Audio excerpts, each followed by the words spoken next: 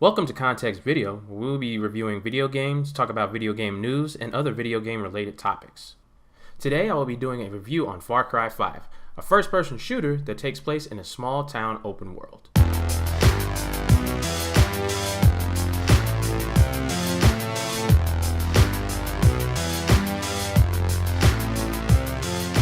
Far Cry 5's basic gameplay is retaking the open world of Hope Falls from militant cultists that have taken over. For the most part, you will be shooting, hunting, sneaking, driving, and flying over Hope Falls while also exploring the landscape for hidden supplies and perks.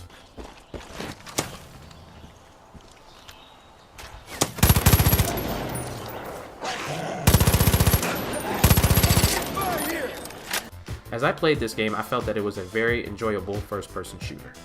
The shooting was tight and responsive, and melee was satisfying, which ranged from using my fist to using bats, pipes, and other weapons. This is also in addition to having a pair of binoculars that allows you to tag enemies, which also helped with doing stealth gameplay.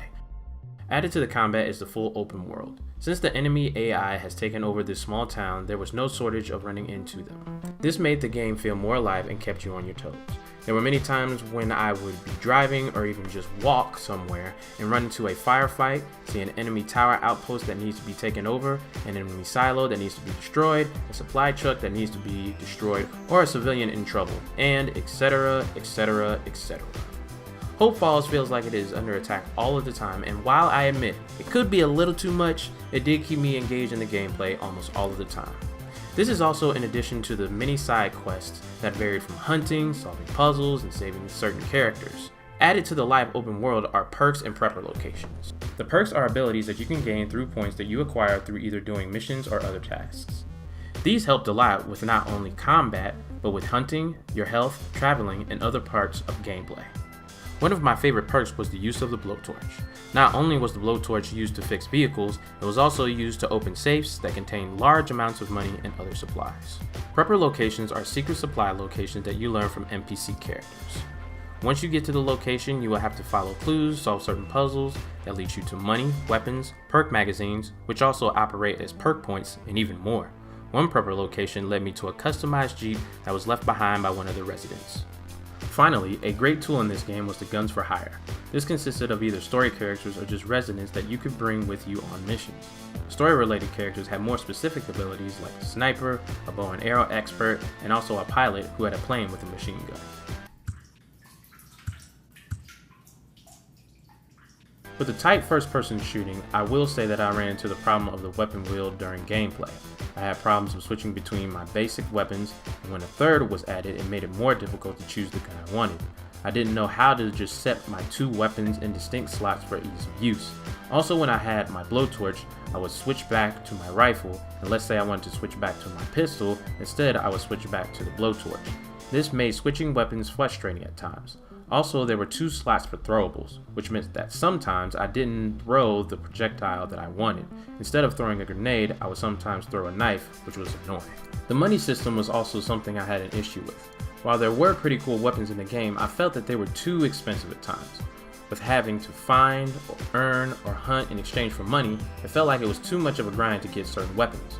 For example, the stylized orb was way too much for just a melee weapon. It could have been a better idea to find weapons or do missions for certain weapons than to have to pay for certain attachments. This would allow for more experimentation during gameplay. One last thing, I felt that the clothing option was a little pointless. Since this is a first-person shooter, I really never saw the clothes that I was wearing until I was killed, and that was in black and white. It would have been nice, like in Fallout 3 and 4, that there would have been a third-person option. I have a warrant issued for your arrest on the suspicion of kidnapping with the intent to harm. Now, I want you to step forward and keep your hands where I can see them. There they are, the locusts in our garden. See, they've come for me. They've come to take me away from you. They've come to destroy all that we've built. In the game's location of Hope Falls, a militant religious group called the Path to Eden's Gate has taken over. The Peggies have taken over resources, obtained a stockpile of guns, and even have found a way to control the local TV stations. The cult is ran by the Seed family, in which Joseph Seed is the religious fanatic leader, John Seed is the propaganda and conversion supervisor, Jacob Seed is the military head of operations, and Faith, who is the overseer of Bliss, a powerful drug that brainwashes people. You are the U.S. Marshal sent in with a team to bring in Joseph, however, things go very wrong very fast. You will meet other characters in Hope Falls, such as Nick, who has a long family history of pilots and has a pregnant wife, Dutch, a resident with his own bomb shelter, Pastor Jerome, who has decided to put away his non-violent beliefs to help Hope Falls, and Mary, a local bar owner whose family was killed in the beginning. The characters in this game really were interesting and made me want to fight the good fight. On the one hand, you had the fanatics of Eden's Gate, who are constantly seen hurting and abusing people. On the other hand, the residents of Hope Falls make you inspired to join the resistance and also do random tasks that they require. Some of the animation of the characters can be stiff and there can be a glitch here and there, but it's not too much to make a fuss about. The characters add more to the open world and they make you feel like your actions matter and affect the world. You know the plans that I had made for you, declared the Lord. Plans to prosper you and not to harm you. Plans to give you hope and a future.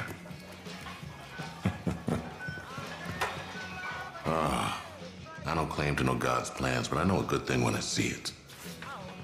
Getting quite a reputation, Deputy. You're the first good thing to happen to this valley in a long time. Hope Falls is a big place, but you never really feel like it's too sprawled out. You can go to the little townships and interact with townspeople for side missions, or you can also go in the woods for hunting, fishing, or just exploration.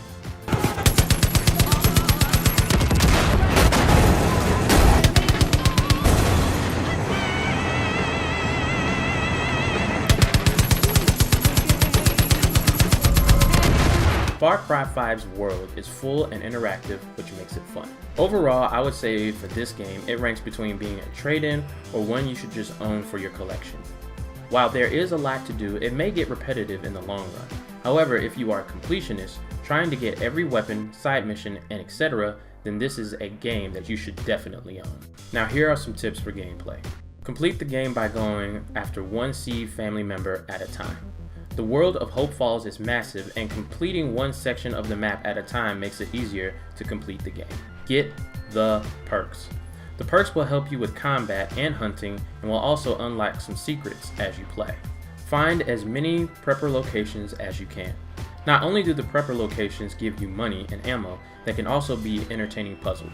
Use the guns for hire. The guns for hire will help as the game becomes more difficult, and the more you use them will lead to the unlocking of certain abilities they have. Get money. As I stated before, the weapons are expensive, so do side missions, hunt, and loot to gain money to restock ammo and buy new weapons and vehicles. Thank you for watching, and please leave a comment below.